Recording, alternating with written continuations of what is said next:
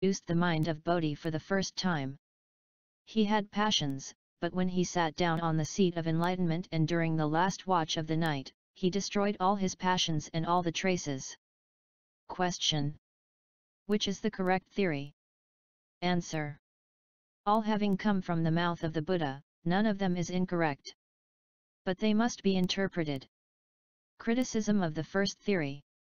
In the Sravaka system, the Buddha, by the power of his skillful means, pretends to assume human qualities.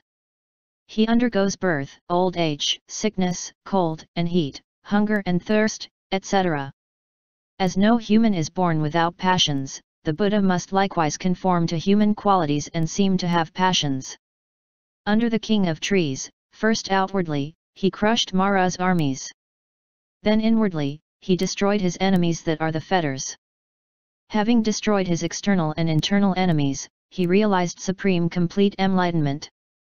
Everyone, seized by faith, said to themselves, "Here is a man who has accomplished great things. Therefore we also should realize such things." Criticism of the second and third theories. Some tell us, for a long time already the Buddha is without passion. When he met the Buddha Janteng or acquired the conviction that things do not arise, he destroyed his passions completely. But this is again skillful 1c means to lead bodhisattvas to rejoice. If the bodhisattva Sakyamuni had long ago destroyed all his passions, what more did he need to do at the time of his enlightenment? Question: but the Buddha has all kinds of things to do. Cutting the fetters is only one. He still has to purify the Buddha fields, ripen beings, etc. All things that he has not yet done. When he has completely fulfilled all these things, he will be called Buddha. Answer: if that is so, why did the Buddha say at the moment of his enlightenment, "I have destroyed the fetters. This is my last existence"? How can a man who no longer has any fetters be reborn? Question: when he acquired the conviction that dharmas do not arise, he always acquires a body born of the fundamental element and becomes transformed. Answer: as to transformation, it is the rule that first there is a master of emancipation and only then an emanation. If the future Buddha cut all the fetters at the time when he acquires anutpadakadharmaksanti, he would be abandoning his fleshly body at the moment of death and would no longer have a real body. Who then would be transforming? This is how we know that after having acquired anutpadakadharmaksanti, he has not eliminated the fetters. Criticism of the fourth theory. Furthermore, the Sravakas say, the bodhisattva does not cut the fetters until after he has seated himself on the seat of enlightenment. This is a serious error. Why? In your system, it is said that the bodhisattva, after having travelled through the 3 asamkhya kalpas of his career, must travel through a further additional 100 kalpas. However, ever in possession of the knowledge of his former abodes, he remembers that at the time of the Buddha Kyecho, he was the Bhiksu Utalo and was already practicing the attributes of the Buddhas. Now, during his practices of austerities, why would he have followed the wrong path of asceticism for the duration of 6 years by eating only 1 sesame grain, 1 single grain of rice, every day? The bodhisattva in his last lifetime cannot be deceived even for a single day. Then how would he be so for 6 years? It is the same for his reactions of hatred. In times gone by, the bodhisattva was a venomous snake. Hunters flayed him without him feeling the least hatred. How then would he have hated the group of 5 in his last lifetime? Thus we know that the Sravakas interpret the mind of the Buddha wrongly. It is out of skillful means that he wanted to destroy the heretics and that he gave himself up to austerities for 6 years. You claim that he was angry with the group of 5. That too is skillful means. These were the traces of passions and not the passions. 2. Report on the correct theory. Now we must speak truthfully.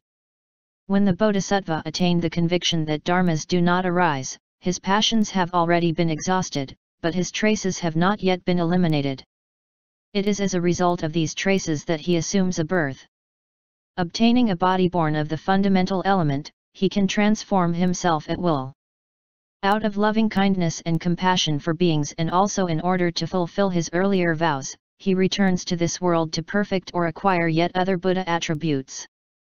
Once the 10th Bhumi has been completed, he sits on the seat of enlightenment and, by the power of his unhindered liberation, he attains omniscience, the knowledge of all the aspects, and destroys the traces of the passions.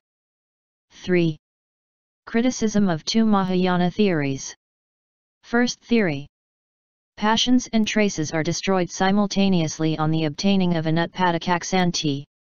Some Mahayanists say, at the moment when the bodhisattva obtains the conviction that dharmas do not arise, all his passions and traces of passion are destroyed. This also is wrong.